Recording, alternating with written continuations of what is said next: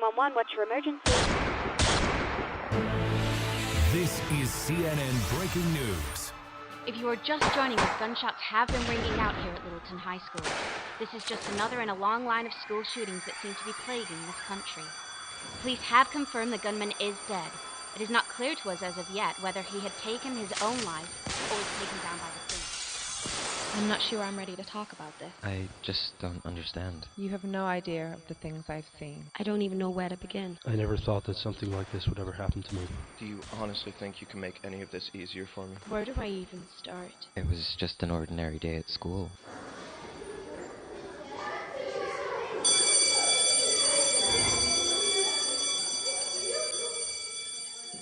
Hey folks, this is Craig at Vertigo Theatre Productions. I hope you're all doing well and staying safe. So this is the second episode. Today I thought we'd look at a play that I wrote with my former co-writer Adele Stanhope, and it's a play called Rage. This was a really personal play for me. The basic story of the play is that it's set in an American high school, and we opened the show on an everyday look at American high school. The kids are in class, they're studying, the odd mobile phone's going off. You know, it's as dull as it can be. And then there's some gunshots, and the day changes rapidly. And we realise that it's a high school shooting. That takes place in the first few minutes of the play. And then after that, the kids are asked to remain on lockdown, which is something that happens quite a lot in American high school. Well, it happens all the time in American high schools when these shootings occur, that the kids have to shelter in place. So for the next 2 hours, a group of 7 kids and 1 teacher are in one classroom together. All of these kids are from different backgrounds, different social cliques. And they start to decide to confront each other on the reasons why they think that people do these shootings. This is a really personal story for me. I was bullied really badly when I was in high school, horrifically. I won't go into details, but it was bad. And I remember sitting home alone on a night and thinking about getting revenge on the people who were hurting me mentally and physically. But I would never do. It was something that was in your head, all the emotions were pent up. But then I remember a year after I left high school, the Columbine High School shooting happened. And I remember vividly watching it on the TV and it taking my breath away. I remember that moment as much as I remember where I was for September the 11th. It was horrific, and I was horrified that students could take guns into school and start shooting at their classmates. But then I started thinking about me being in my bedroom and just getting so angry at what they were doing to me and going, God, could this really be that these boys were bullied and they were pushed into some kind of action, some kind of revenge in their heads. It turned out with Columbine, that wasn't really the full story with them. I think they had other things going on. But as the years went by, there were more and more school shootings happening and bullying kept coming up an awful lot. And I wanted to address that with Rage, and I wanted to look into that, but I wanted to look into it from the student's perspective, because I think every time important people have these conversations about school shootings, gun culture, bullying in school, stuff like that, it's adults. And I wanted to hear what the teenagers would have to say about what they thought, because I think to me that's where the answer to this lies. So this was a really, really personal one. I'll go into more details as we go on. But the first video I'm going to show you is from our revival production that we did in 2014, I think it was, at the 3 Minute Theatre that's no longer there anymore. We had a very young cast for this who were all absolutely incredible, with a very tough subject matter. And this opening is how the play opened. Nobody's ever seen this footage before. We never actually released any footage from Rage. But this is this is the opening to the show. I just want to warn you in advance that some of it's quite disturbing, and throughout this video there'll be some strong language in some of the clips and some very upsetting subject matter, so I just wanted to warn you of that in advance. But this is the opening to Rage. I'm not sure I'm ready to talk about this. I just don't understand. You have no idea of the things I've seen. I don't even know where to begin. I never thought that something like this would ever happen to me. Do you honestly think you can make any of this easier for me? Where do I even start? It was just an ordinary day at school.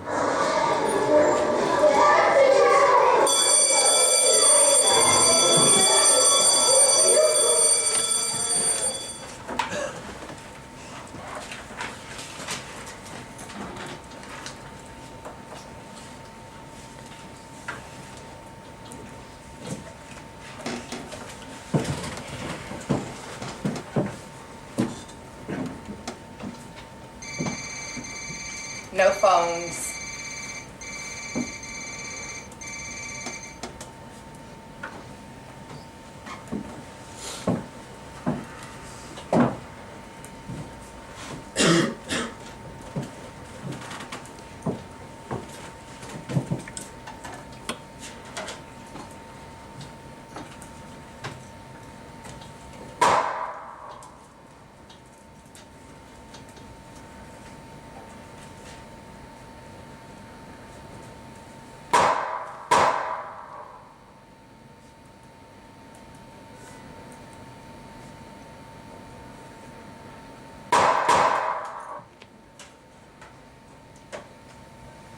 Is that gunshots? No.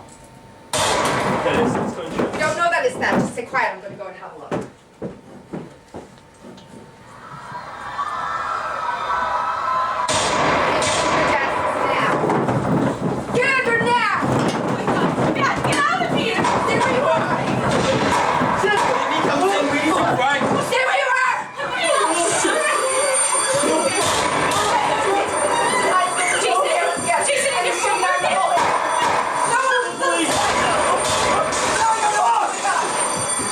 I don't know what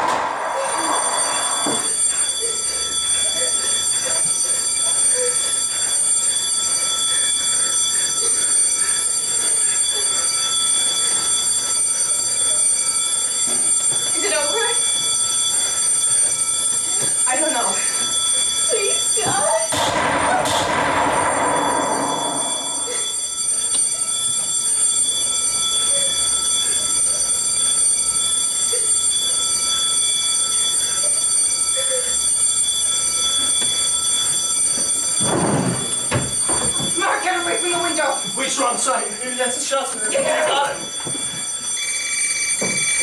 Hey, where's that coming from? Wait, turn it off! Turn it off!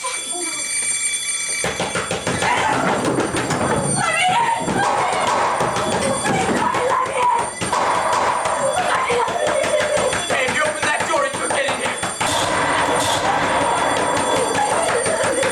It's fucking Rachel. Come on! Open the fucking door! Huh? You sure?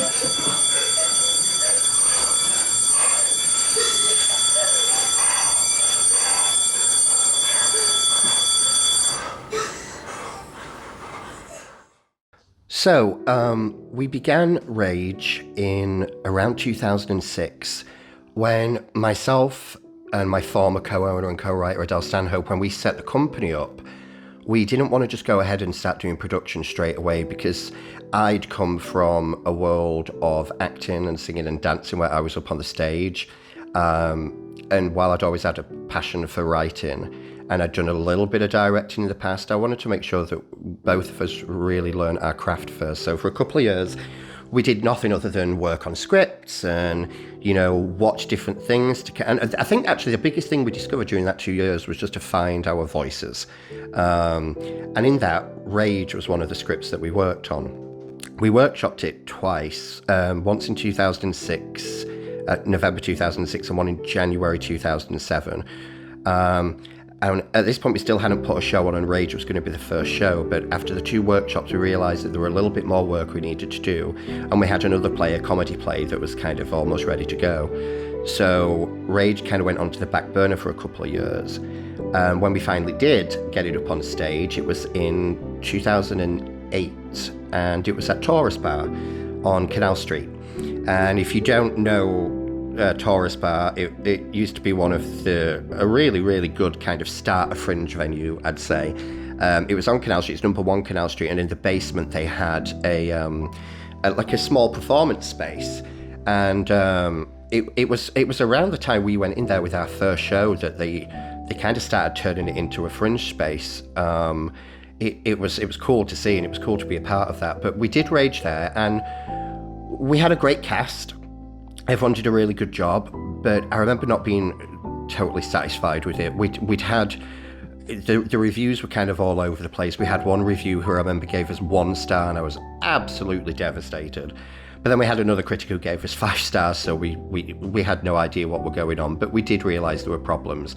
So again, we took it back to work on for a bit, and we kept pushing it back, and then eventually it came back in 2015, and that's the clips that you've been watching at the moment. The cast this time around, when we did it the first time, I was in it, Adele was in it, and we were also writing and directing and producing the show, so it was too much. It's a ridiculous thing for anybody to do. So we stepped back. I'd kind of quit acting at that point, and Adele stepped back on this one, and we got a great young cast in, and there were a lot of fresh faces. We hadn't worked with a lot of these people before, and we really worked this cast because we wanted to get the performances are so raw in this, and the subject matters are so raw. We wanted to get the absolute best out of them. And this next clip you're going to see is an actress called Natasha Horn, who it was the first time we'd worked with her, and Natasha was playing one of the popular girls in high school. We kind of see a version of her on the stage, and then we see a version of her where she's in spotlight and she's talking to an unknown person. At that time, it's revealed at the end it's a therapist, but she's talking in spotlight about what she saw that day, and we see her in a very different light. Natasha had never done anything like this before, nothing this heavy, I don't think, and I was so proud of her. The work she did on this was great, and this monologue, I mentioned on my other video, Thought Ascension, I love writing monologues, and it was no different in this play. But the monologues in the play, the ones that are in the spotlight, are a mixture of real life events, real life stories from kids who survived various different shootings, and then we wrote our kind of story into that as well. So these monologues were they were very, very painful, but they were beautifully done. Now, I apologise for the video quality. It's the moment she goes into spotlight, it kind of blurs everything out, but I think just listening to her performance of this is fantastic. So this is Natasha Horn in Rage. Is every bang gonna make me feel that way?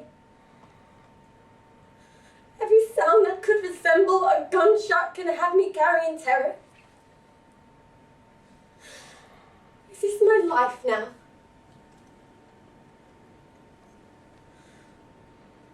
I was in American history, in Building A. I was with Hannah as always.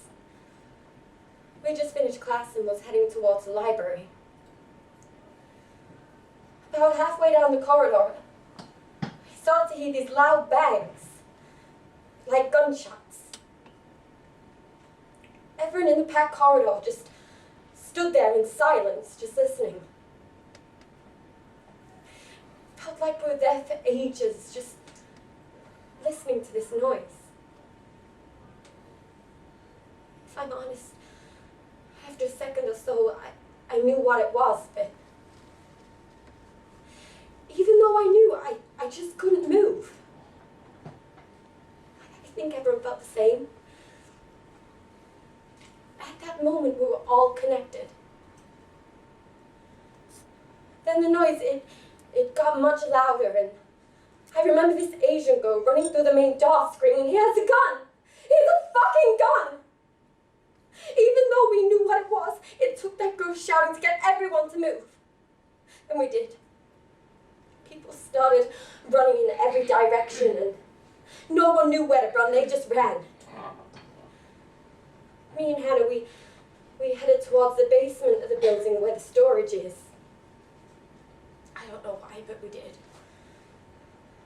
The shots carried on, and people were screaming. I knew they had been shot. I remember Hannah saying to me when we were running that, if we get shot, we need to pretend we are dead, so we just walk on by and not shoot again. What 17-year-old girl should have to think about that? Then the shots, they were louder than ever, and me and Hannah were holding on to each other's hands, and suddenly she stopped. I was still holding onto her hand and trying to run, but she wasn't moving. I looked back and I saw her on the floor. Blood was coming out of her shoulder. I froze. I couldn't move. And then I saw him coming towards me, and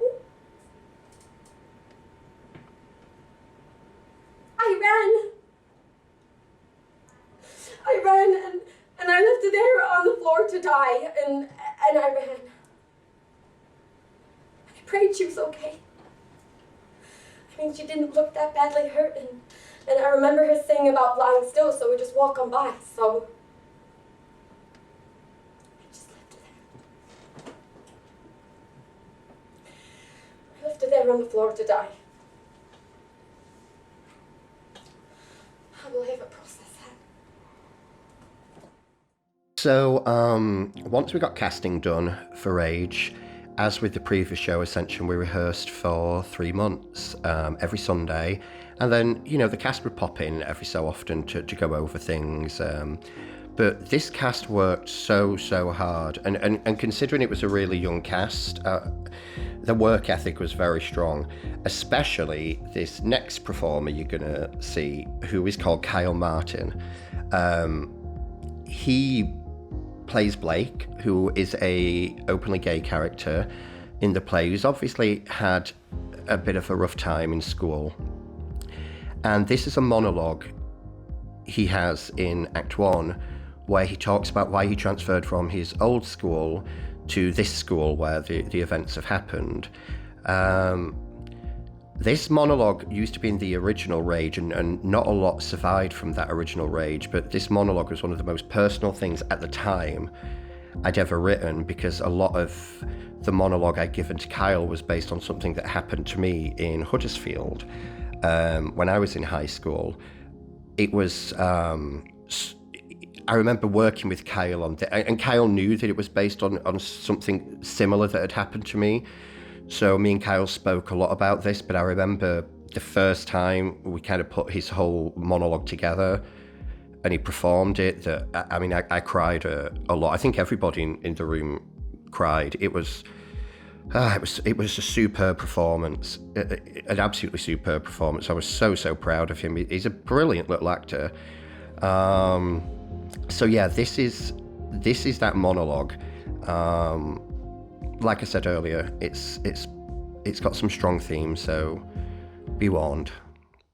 We've already got a common bond. I mean, we're here studying, breathing the same air, wanting the same thing. That's our common bond. I'm sorry, but calling what we feel petty really is not helping. That's not what I meant. Oh, so what did you mean, huh? That because some kid went psycho and just shut up the school, we should all embrace with a group hug like the past is irrelevant? Only it's not irrelevant. It wasn't irrelevant for Max, and it's not irrelevant for me. Like, calm down. Why can't you people see what you do, huh? I mean, Jesus! They make teen films about you. Does none of that hit home what assholes you can be? You just push and push until someone snaps, and now this kid is broken, and he's to shut up the school, and you're not even sorry! And you wanna know what the worst thing is? Nothing will be done about it. You people, you can get away with anything. Fuck you. You think you're untouchable. You're so fucking superior. Your idiotic lifestyles and brainless chatter is something you guys hold up as something to be proud of. Why won't people stand the fuck up to you? Look at people like you, huh? Who's playing the fucking victim? I don't play anything. Come on, look at you. Look at all this drama. Everybody's watching you. You fucking love it. This is not the fucking time for this. This is exactly the time for this. Come on, why do you hate us so much, huh? What, because we call you a few names? Yeah, it's that simple. Maybe it's because he wants a jock to give him a nice, good fucking, but he knows he never will. Fuck you. Oh, come on. Don't stop now. You started this. Why do you hate us so much, huh? Why do you hate anyone who's happy? Happy? You think that's what it is? No.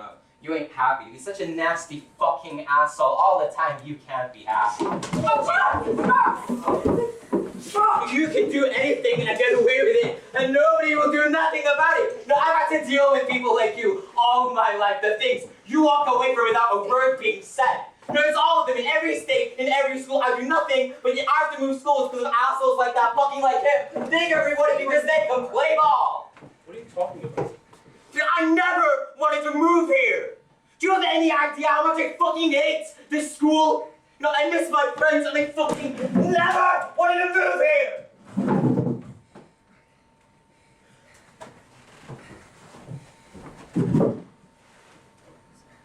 So why did you move here?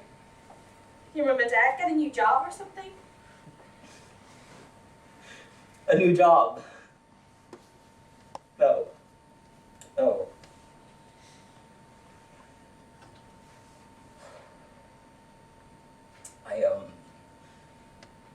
It happened at my old school in Clifton. I had been to the movies with a girl I hung around with, a friend.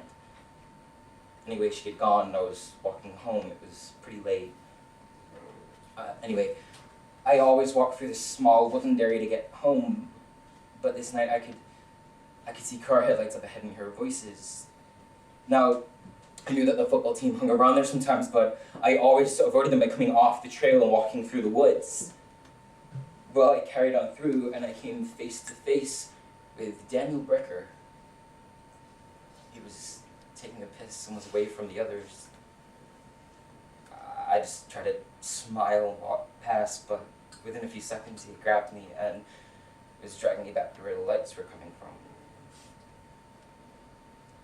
There was 7 of them. Their faces lit up when they saw me. I was thrown down in the middle of them and they started shouting at me and spitting on me, and one of them kicked me a few times. I didn't try to get up, I just lay there waiting for it to be over so I could go home. They started calling me fag and asking me if I liked to suck cock and take it up the ass. I didn't say anything. They kept shouting at me and spitting on me, and eventually I got on my feet and I tried to stumble away, but then I felt something hit me on the back of my head and I blacked out. I was awoken by one of those fucking guys urinating on my face.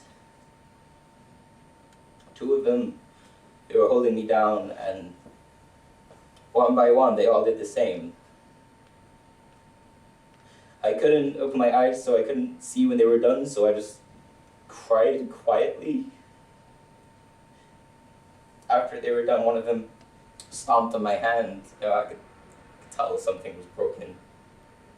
I yelled out in pain, and they just laughed. They just laughed. After they were all finished, they jumped into their cars and they drove off. I was left alone in the dirt, covered in God knows what, and in pain. I could still smell it. After a few minutes, I stood up and I started to walk home. When I got in, I got into the shower and I washed my body.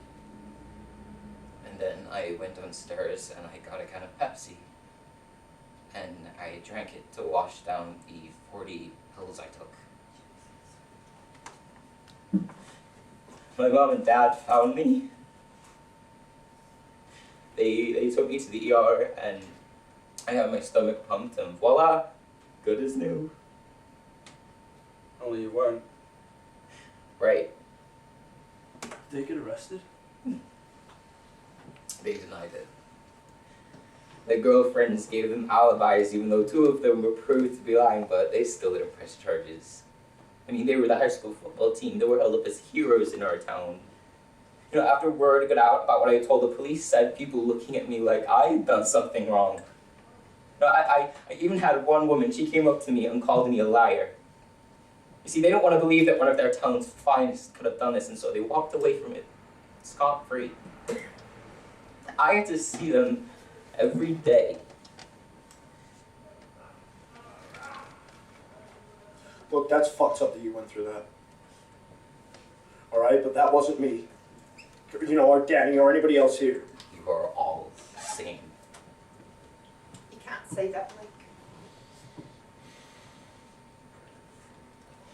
Why is it so important for you to call me a faggot, huh? Does it achieve anything? Does it help you in some way? No, it's just Me, who I am, I'm aware I'm gay, thanks. I don't need reminding by you. But do you have any idea how hard it is to come to terms with that? Do you even think for a second what struggles I go through? No, I mean, why would you? I mean, I don't matter, right? I simply don't matter. So Rage had an interesting journey to the stage on both productions. I remember when we workshopped this on either the first or the second workshop, the building that we did the workshop in, we'd find out later on that a school shooting was planned in that building. It was in Denton.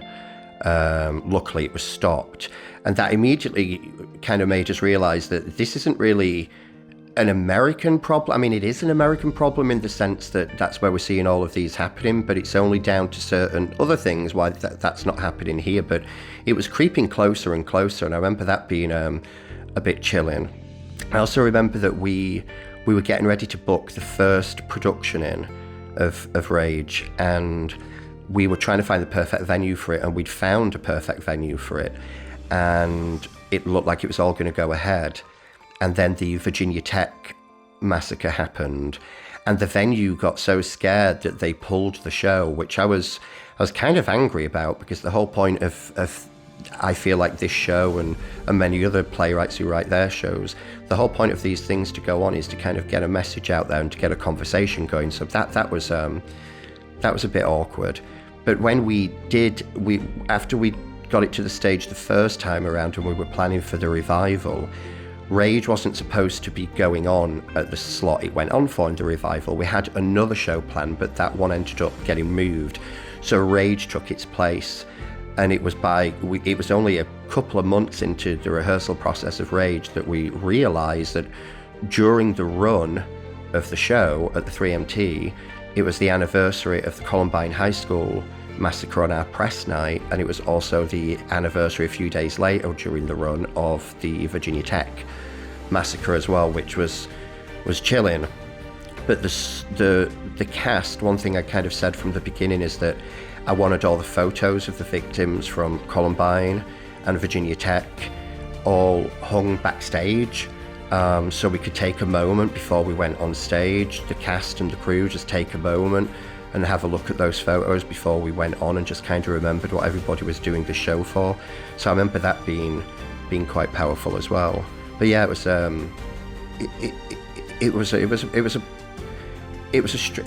were a lot of strange things that happened during getting Rage to the stage, but I'm glad we did. Now, this next scene that you are going to see is a monologue of one of the jock characters in the show, and he was played by Conor Hanifin. And it's like similar to a monologue you saw earlier by Natasha Horn. It's another one of the kids recalling what they saw that day when the shooting happened. And I was so adamant I wanted to put these stories in because I wanted to hit home how much we need to be still focusing on and paying attention to these subject matters that are causing these things to happen, because the pain that can happen for these things lasts a lifetime. The media, they cover it whilst it happens, but then they move on to the next one. But for everybody else left behind, there's a lot of questions that need answering. Anyway, for this monologue, Conor did a great job on this as well. He speaks about a girl he tried to save during the shooting. It's a powerful performance, so enjoy. I can't stop seeing her face. Her face just looking up at me. She was lying there. I could see she'd been shot. For a second I almost left her. I mean, a lot of people have been shot, but I couldn't help them all. But I could help Amy. I went up to her, and I dragged her down the hallway. The gunman was still shooting. I could hear the bullets, but I had to get her somewhere safe.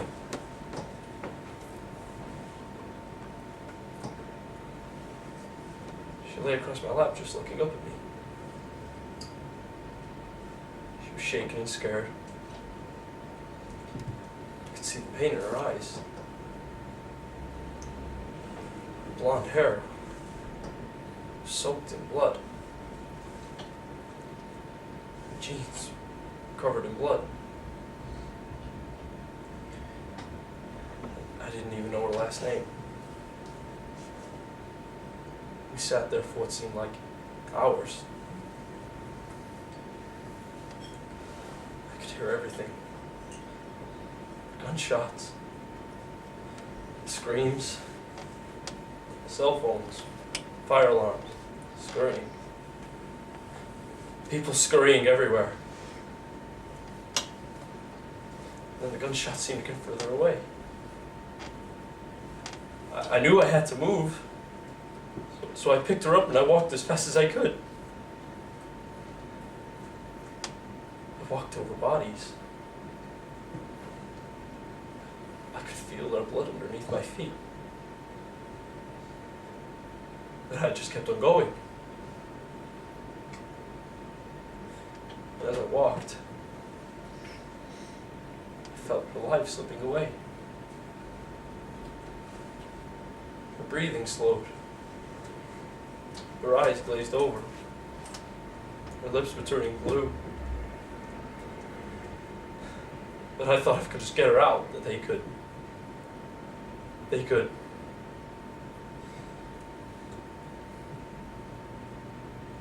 She died in my arms. I laid her on the ground just as the gunshots returned. I couldn't save her.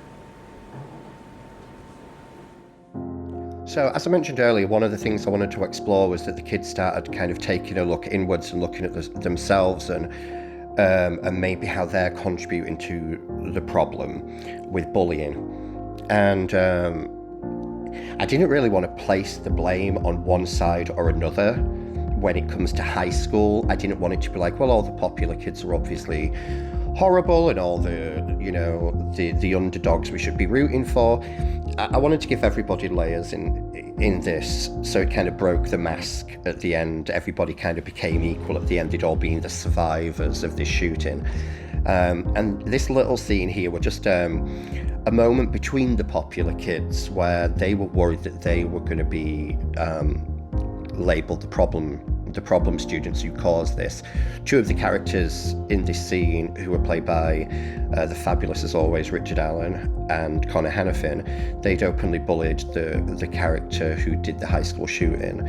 So they're starting to look at themselves and ask the question of, did their actions have anything to do with what caused this shooting to happen? So it's only a small scene, but I just really liked this moment in the show. I really liked the performances from these three, with Natasha Horn as well. So enjoy.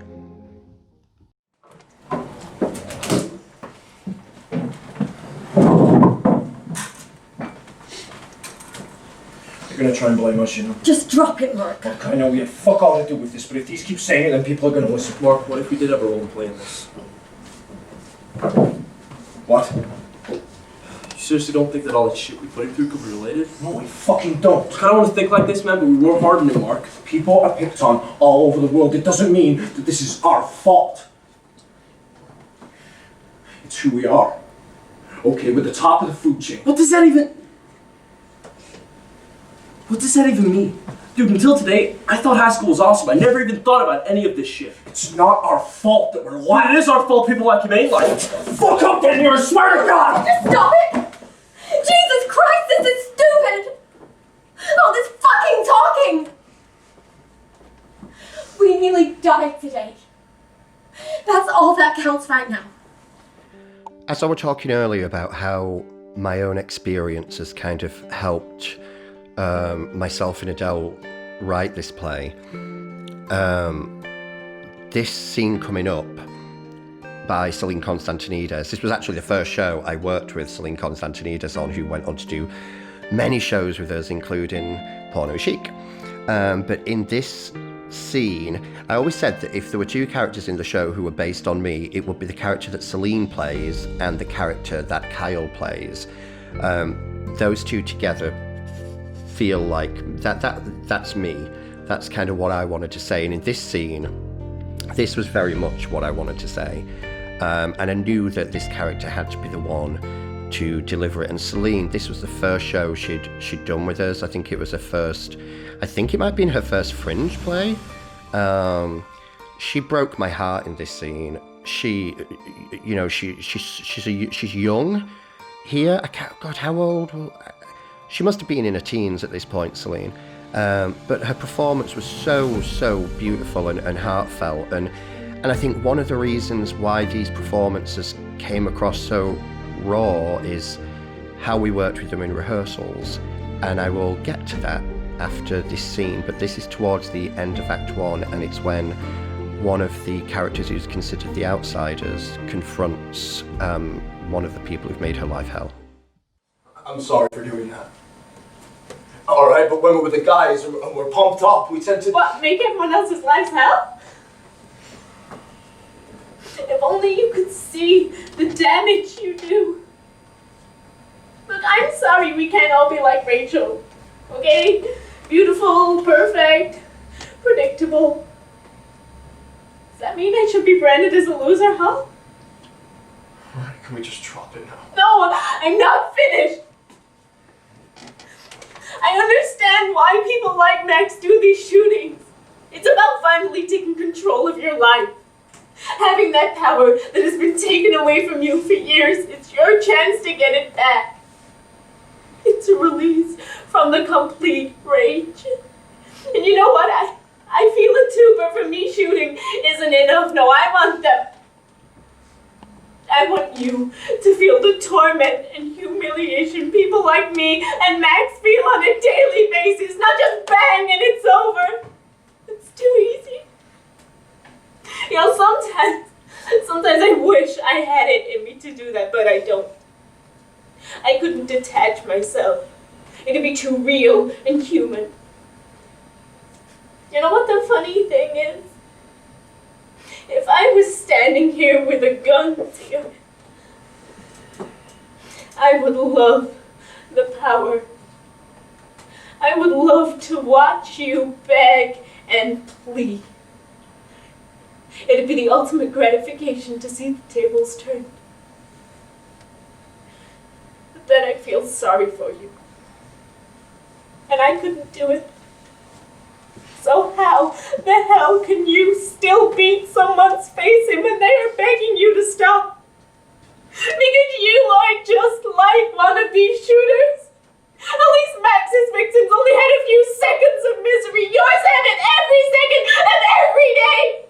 You both use your power to make people suffer, and I'm sorry, but we have all lost friends today, okay? Not just you and Danny, so don't tell me I should feel fucking sorry for you today. I don't feel fucking sorry for you. I'm fucking ready to place in shit. I'm fucking idiots. Don't you put me with him, I'm not like him. When we started rehearsals with this cast, we wanted them to not only embrace these characters, but embrace the subject matter as truthful as they could. So I remember early on in rehearsals, we kind of had this thing where we're like, okay, there's no judgment with this question, but, you know, were you bullied in high school? Were you a bully in high school? Or did you kind of just manage to float through high school? And from that conversation, we started to kind of discuss all the different cliques, what we were going to examine within the play. And everybody really started to relate to the characters they were playing, even if I think some of them had very similar experiences actually to the characters that they were playing within the show. But some of them, they were the complete opposite person to who they were playing. Like, I mean, Rich and Conor and Natasha, who kind of play the big popular kids in school, they're nothing like the characters that they play. But we tapped into kind of their high school experiences and what they could bring to the table. And I remember my co-director, my co-writer at the time, Adele, she had this, she'd done it with us on the first rage, and she did it with this cast on this rage, where they all did an exercise where they laid down on the floor, and Adele, they closed their eyes, and Adele would tell them a story, and she'd be telling them to kind of imagine that character's bedroom and waking up in the morning, and what's the first thing they do, and she would continue this on until they get to the classroom, in the morning time at school, and then she would start talking about the shootings, and the cast responded in such a way. I mean, I could see the tears in their eyes while they were laid on the floor with their eyes closed. And then what we'd do is we'd take them right up to that day, to the start of that day, and then we'd say, okay, places for the first scene, and they'd pick it up from there. And I think from doing that, we got these incredibly honest performances from these guys. And this one coming up, this was the actress is Heather Errington, and she's playing a character called Erin. And her character used to be a social butterfly, but she made a mistake, and she was knocked out of the group, and kind of had to fend for herself. She has a couple of scenes in this show where every time she rehearsed it, I would cry. And this monologue that I gave her, I wrote it for her, where some of the other monologues had already been written for some of the other characters prior to casting. This one I specifically wrote for her because I wanted to see how she could handle this, and I was uber proud of her on this. So this is Heather's character Erin recalling her recollections from that day. I'm looking at myself in the glass of the trophy cabinet as we hide in the corridor as the mayhem continues. I don't like my hair today, I think to myself. I can't remember where I got this top from. Did I buy it? I thought about everything, about what was actually happening. I had to, or I would just break down and never get out of there. But one thought that could not leave my mind was my dad. The horrible thing I said to him the night before. That's how I knew I was going to get out of there alive, because I had to put right the wrong. And I could feel Blake's hand gripping my arm, and it started to hurt. But it didn't matter, because that meant I was okay. He was okay, and our class was okay. And I can see Mrs. Townsend in front of us, and her hands are shaking.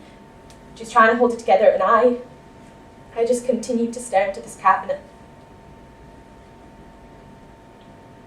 And then after a few minutes, the glass on the cabinet exploded into 1,000 pieces.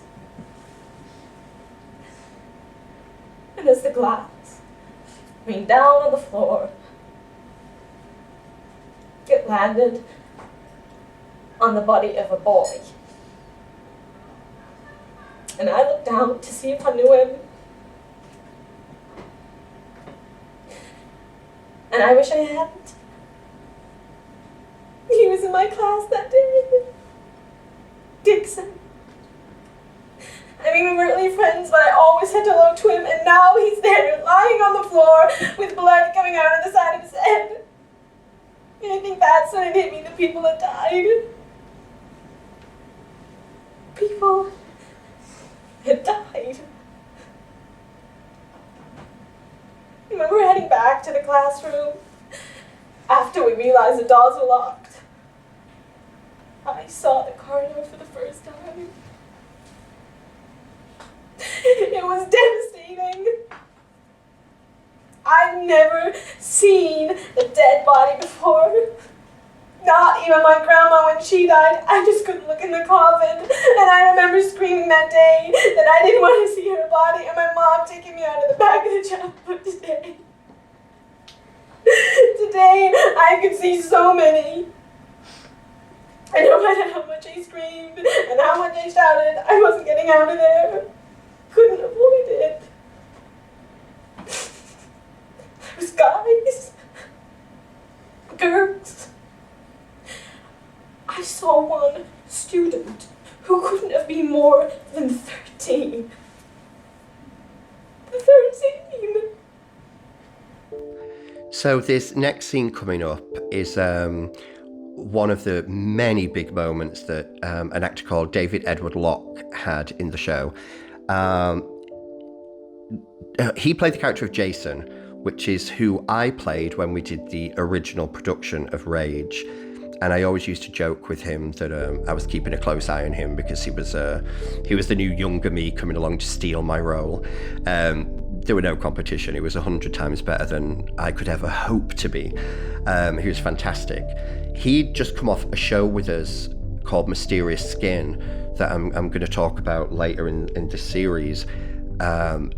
And his performances were probably one of the greatest debuts that I've ever seen in my whole entire life. This is in Mysterious Skin. It was one of the most complex, beautiful performances, and I knew that I had to keep him around for our next show, which was Rage, that he'd be perfect for this. And I wasn't wrong. He was absolutely perfect for this. He plays a character who knew the high school shooter. They had somewhat of a friendship. And he's kind of this character who David plays is largely ignored in school as well. The kids' anger now, they all know that this other kid who he knew had done the shooting, because that kid's not there to take their anger out on, they aim a lot of it at David's character of Jason. And this is one of those scenes where the kids are kind of going in on him again, but he has a few things himself to say. I really like David in this a lot. I love all the cast in this, but yeah, I really like David in this, so enjoy this scene. That's because she abandoned him. After his brother died and she got divorced, she was the only one Max used to be able to talk to. When she was gone, then he was alone. You know an awful lot. Look, I told you we were friends. Well, if you were friends and you knew all of this, then where the hell were you? What do you mean? You just said he had nobody to talk to, yet he was clearly talking to you. You'd think his friend would have seen the warning signs. Hey, I tried talking to him, okay? I was the only fucking person who tried. But I have my own issues and my own problems that I'm trying to deal with. I couldn't be there 24 hours a day. What warning sign should I have been looking out for exactly? Great friend you are. Hey, are you fucking kidding me? I was his friend. I wasn't his therapist, I wasn't his mom. I was his friend. When he needed one, he had one. I can't help it that he didn't tell me everything. I mean, come on, Mark. How much do we really know about the people that are closest to us, huh? You know, let's not forget that the reason he was so socially awkward and turning things he probably shouldn't have was because of this place. Why didn't any of you try, huh? Why didn't any of you try reaching out to him? No, because you were too self-involved with your own groups and your own cliques. Did he hate you? Yeah, he did, but you gave him reason to. So before you stand there and lecture me on my friendship with him, take a good look in the goddamn mirror. Hey, we don't have to be friends with everyone. That's not how the world works. The school's a big place. You're friends with people you have things in common These with. barriers that have put up these cliques. How did you know? I mean, how did any of you know you didn't have anything in common with him? Because we could just tell. Judging from what he looked like you always do. That's not what I said. But it's what you meant. I mean, come on, Rachel. Walking around school with a geeky kid in the awkward dress sense, what did that do for your reputation? So because we weren't friends with him, then we did something wrong! No, because those morons and others like them could only get satisfaction by beating Like down. we knew. Like any of us knew. Do you think we would have known the damage it was causing, we would have carried on, huh? Do you really need a neon sign to tell you the things you were doing weren't having a positive effect on him? Stop trying to make him out to be the fucking victim. Okay, he's not the fucking victim. The people out there are. The people that are in here are. He chose to come into this school with a gun. That's on him, not on us. Yeah, but if it was just some fucked up kid with a gun, he would have taken that gun and shot up anywhere, but he didn't. No, he came here. To the place he feared the most. This was an act of revenge, and that is something that you can't get away from.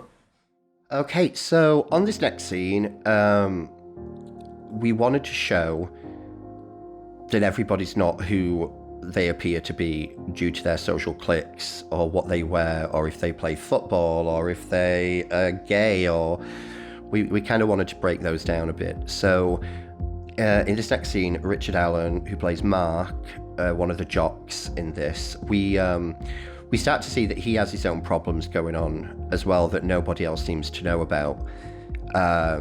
We never use it to justify what he's doing, or what he's done, should I say, but it does kind of look a bit deeper into these kids that we shouldn't be reading them at face value. And that's something we focused on heavily in Act 2 to try and break down the social cliques and have them look at each other in a different way. But at the same time, we have the character of Jason in there who knows that Mark has bullied him and his friend and many others in school horrendously, and he doesn't want to accept that, well, just because he's had a tough life, that he should get a free pass. So this is that scene, and again, there's a couple of great performances in this from these guys. Enjoy. Try spending the past 7 years being passed around from foster home to foster home. Have any idea what that kind of rejection can feel like? My parents now only give 2 shits because they get a check from the state for me each week. But now I'm 18, the checks have stopped, and those fuckers have made it perfectly clear that once high school's over, I've got to find somewhere else to live. Try dealing with that.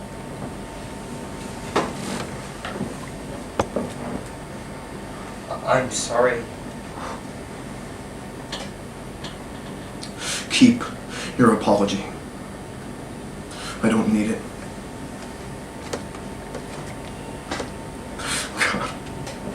You assholes sit here screaming at us about how we judge you, yet you're no goddamn better. So fuck you, alright? And then fuck Max and his sad, sad life. We've all got our story.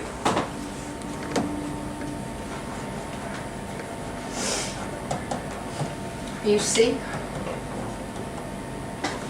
I guess none of you actually really know each other.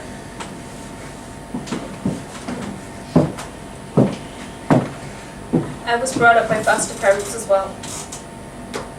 I can relate. You were? Yeah. guess we have something in common. Guess we do. What are you doing? I'm congratulating him. Well done. Well done on the story to try and turn the group's sympathy to you. Well played. I guess all the years of torment and making everyone else suffer really don't matter anymore because guys, Golden Boy here's had a hard life. So all of your sins are immediately forgiven. Bravo. Nice. Real nice. Back off. No, really, your life has been so hard that it's fully understandable why you broke that kid's nose when he slammed his face into a locker. Or how about the time you and the other jocks had a slapping competition to see who could leave the biggest handprint on him? Let's forget about all of the online attacks when you write on people's walls on Facebook and you tell them to go kill themselves. All that, it just doesn't matter anymore because you've had a hard life. So you're saying that no matter how shit my life has been, I shouldn't justify my actions in any way. Well done. And the same goes for Max. So with this scene, it was just a little moment we had in. I think the bit's only a minute long, but it's kind of as everything's starting to die down, the tensions are starting to die down a bit before they kick back up. The kids are kind of thinking to themselves about the things that they'd miss if they hadn't survived that day. And it's just a cute little moment between the kids, which I really liked. There's no big story behind this. I just thought it was a cute moment to have. And I remember when I'd written this, the kids kept updating me on the pop culture references that they were talking about. But now they look very dated because this was a few years ago. So I apologise for the references to Glee. What are you thinking about? Me? Yeah.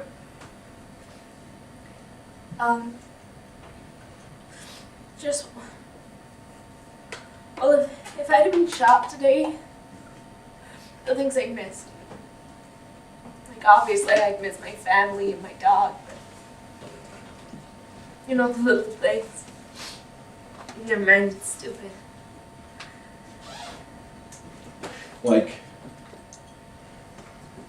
Like getting into bed at night, having it warm up all around you? Yeah, that's a good one.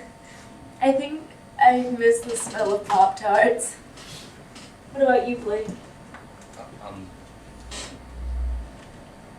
Big Bang Theory? Glee. I miss music. Any kind of music. Getting a headbrush. Getting a paycheck. Ejaculation. That's disgusting. Daddy. Truth.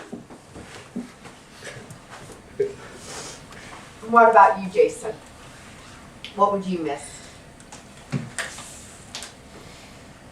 I wouldn't miss anything.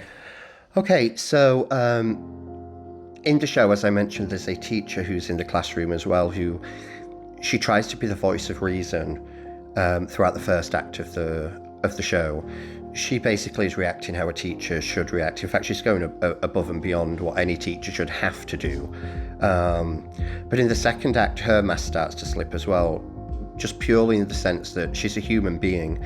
These people who are going into these schools to teach because they love to teach and that's what they want to do, they shouldn't have to be facing this as well.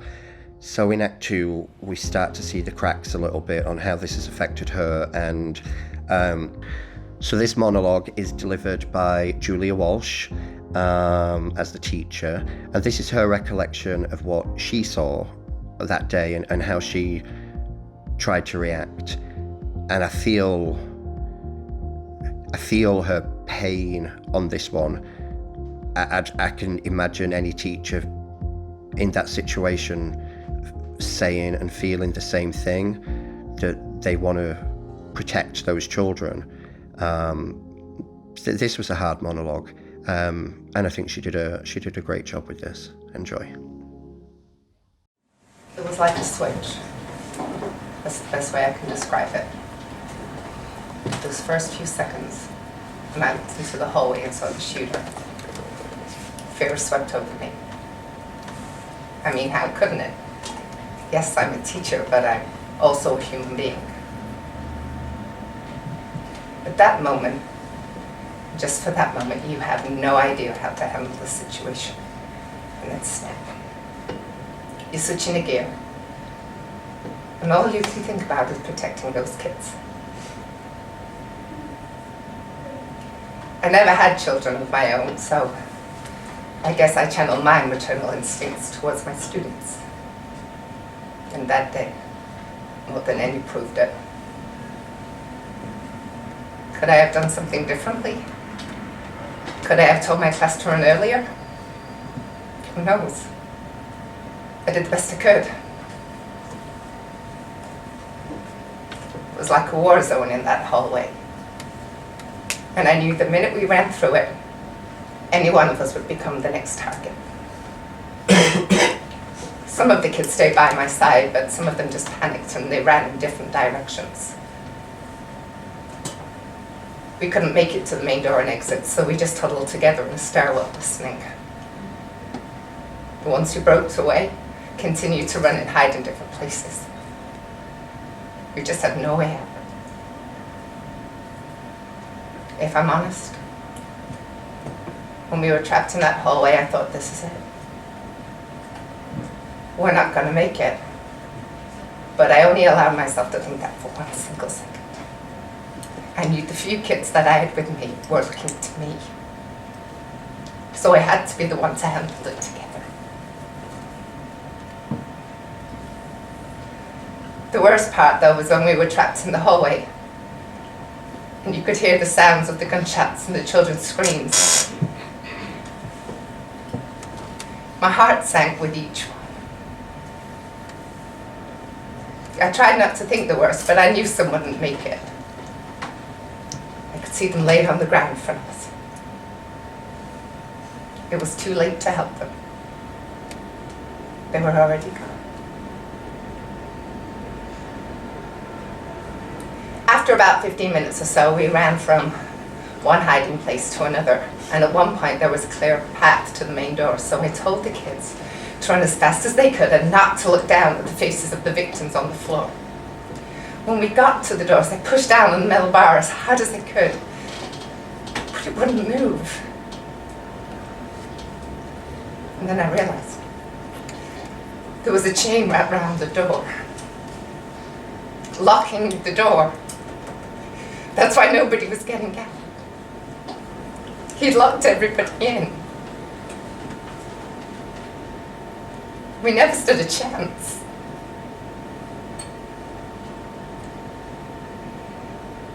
I think that's what disturbed me the most. He'd locked everybody in. No matter who we were, he didn't care. He made his intentions quite clear with those chains. He wanted to take out as many as possible. A kid wanted to kill kids. Innocence was well and truly lost that day. So, as I mentioned just before with the teacher character, that her mask started to slip. And this is one of those moments where she just gets, she lets everything out. She gets incredibly angry at these kids who, an hour and a half into this lockdown, are still arguing over things that shouldn't be important. I think she speaks for a lot of people in this moment. I understand her frustration. It's not the kids' fault. The kids have been brought up in a system which is designed to put them against each other, especially in America. I think the high school cliques are absurd. They make absolutely no sense to me. I think that alone is causing problems when you say that, well, this person is better than you, and that's essentially what they do in those high schools. So in this scene, the teacher erupts at them, and this is kind of the final moment of true anger in the show, and it comes from the teacher, and it's after this that the kids start to see, each other very differently, and we start to end into the end section of this play. So this is that moment in the play. Every part of me wants to come over there and beat your fucking face in, because I think you're glad this happened. I think you're happy that Max did this for some reason. Shut up! Just shut the fuck up! What is wrong with you? You selfish kids. These stupid cliques and stupid stereotypes, do you think any of this is important in the real world? It's not! So what are you killing each other over, really? Try living in the goddamn real world, because this fucking stupidity is irrelevant. It's as dumb as the reasons you give why you don't like somebody. If you don't like somebody, fine, walk past and carry on, but you can't. Can you? Oh no! You think you've got a hand in this fight to stay on top. Well, is this enough destruction for you? Is it? Do you feel like your place is secure now? Idiots, all of you, and you're never going to change because you're missing the point. What you think is so important we all went through before the teen years. You think I don't know what it's like to be a teenager? I do. Your parents do, your fucking grandparents do, and these cliques, they always existed. It's life. But it's what you choose to do with these cliques that's really destroying you. And I don't know if it's your violent video games that have made you worse or how mentally unstable Max was, but I do know what I see. And I see a lot of selfish people doing things for their own gain, and to hell with everybody else. Why can't you be goddamn civil? Well, congratulations. You're all now officially killing each other at this school. Can you at least learn something from that? Anything, you fucking goddamn selfish kids. 14 died.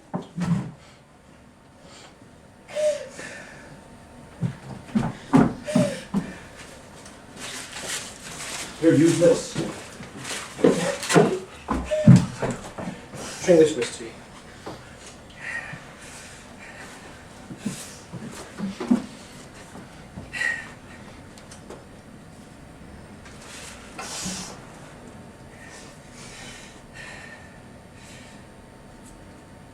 I'm sorry. I'm sorry. I shouldn't have spoken to you that way. To this day, every time another shooting happens, my heart breaks, it hurts, and it's all linked back to my own high school experience and the day that the Columbine High School shooting happened, when I thought, God, surely this will not happen again. It can't happen again. I was wrong. We were all wrong. It's happening to this day. The messages in the show are something I feel really strongly about, and I think sometimes people kind of look at Vertigo and see us as being that flashy company, what, you know, does the big comedies or the big dramas about porn and all those kind of things, but we deal with a lot of this kind of subject matters, and we take a lot of these things on because it's something that has shaped who I am. It absolutely shaped who I am today. Everything I went through in school onwards has shaped who I am today. I've got many flaws, but I like to think that I learned a lot from that mess in high school. So this is always going to be a very personal play for me. But this next scene you're going to see is the finale of the play, and Kyle's character is talking to the therapist about his thoughts on that day and what he thinks should happen and what didn't happen. This got rewritten a few times, I think, as well, this monologue. Kyle knows how to deliver a monologue. He was beautiful on this. And then after that, I think the copy might be a little blurry on here, unless Carl's going to do some trickery, maybe put the original video in. But we then went to a video that kind of it listed every high school shooting and every victim as the audience sat in silence. It was an incredibly powerful moment in the show, because at just that moment everybody was connected and thinking the same thing. It was weird watching this back. Obviously we did this in 2015, so the list goes up to 2015, and it's a very long list. And now I think if we ever did this again, I can't even imagine how big that list would be now. But this was the finale of Rage and Kyle Martin delivering a beautiful monologue. Enjoy. And that was it. After that, the police came and got us out of the classroom. I think we were just in shock. The next few days, that's all I could think about. Him pulling the trigger, but eventually, the rest of the day's events and the time that I spent inside of the classroom with everybody, it came back to me. I know it sounds cheesy, but as my therapist, you told me to say what's on my mind, so here it goes. It felt like that was the first time we ever heard each other. You know, something changed. I know we're not going to hang out together, but we understand each other a lot more now. You know, when we see each other, we just know. I don't know. The shooting plays on my mind a lot, but it's the why that keeps me up at night. Why did this have to happen? I'm guessing you've read the reports that you're the one dealing with us all. I barely mentioned bullying. You know, guns, his parents, his mental state, even that horror movie that got pulled from release. It went on for pages about all of those things. But the bullying, only a few lines. You know, why is that? What? My theory? Maybe it's easier for us to place the blame on the faceless things we know.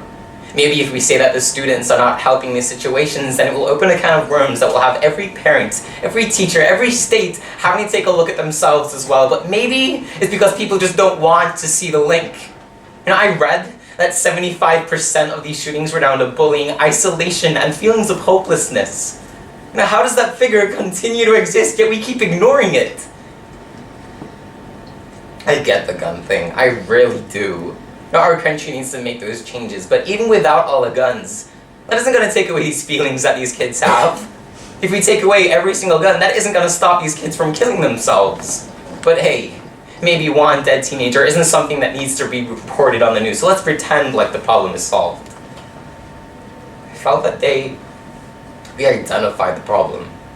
You know, we connected in some small way that would have a big change. It shouldn't take a school shooting for this to happen, surely. I don't know what to think about Luke. The town sure hates him. The media paint him out to be a monster. I guess I just didn't see that. On one hand, I'm so angry at him for allowing this to happen, but on the other, my heart breaks thinking how desperate he must have felt to pull the trigger. It's strange though. Probably spoke more that day than he ever did in school. Like, I just wish what we had to say could have stopped him, but I guess he was too far gone. Don't get me wrong, I don't condone for a second what he and Max did. I just think that before the shooting, we need to remember that they were teenagers. No, I don't think that their final act should be the only thing that we talk about. It's why we never get to the bottom of these things. I am sick of people asking me how I'm feeling. I am fine. I'm fine.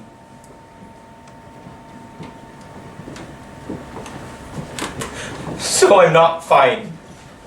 But I'm functioning, which is a hell of a lot more that can be said about the victims who died that day.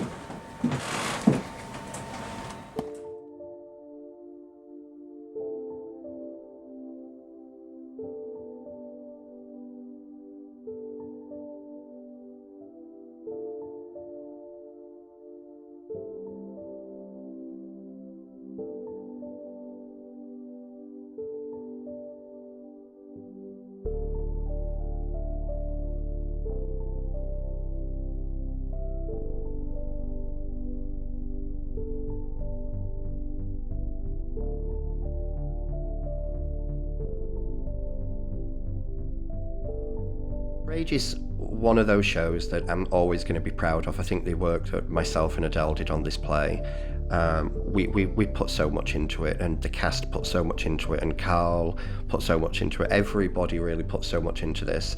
It's something I could definitely see me going back to and doing again. I think one of the main things I wanted to do with this play, which is something I still want to do with this play, is like is give it to every American school and college for free. Let them perform it for free.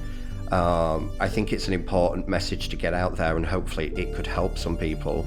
But that was kind of our main aim with the play. We did recently have a company we had Warrington Collegiate, the Performing Arts College. They got in touch with us about doing a production arranged, so they put a production arranged on, and I got to go in and speak to the kids who were going to be playing these characters, and that was really exciting. So I think the messages still very much resonate, sadly. I hope things can change. I hope we stop seeing these things. It's hard to see so many young people shot down in the prime over something that I think is a much bigger conversation that people should be having. But one day, we can hope. Well, thank you very much for listening. I know Rage is a bit of a tough show. It's quite a powerful show, but thank you so much for listening. But to make up for the fact that this has been a tough one, I promise to give you one of our comedies on the next one. We're going to be looking at the Great American 80s Soap Opera, which is a show that I know my cast members are very fond of. So that'll be the next one. So thank you very much, and I'll see you on the next one. Bye.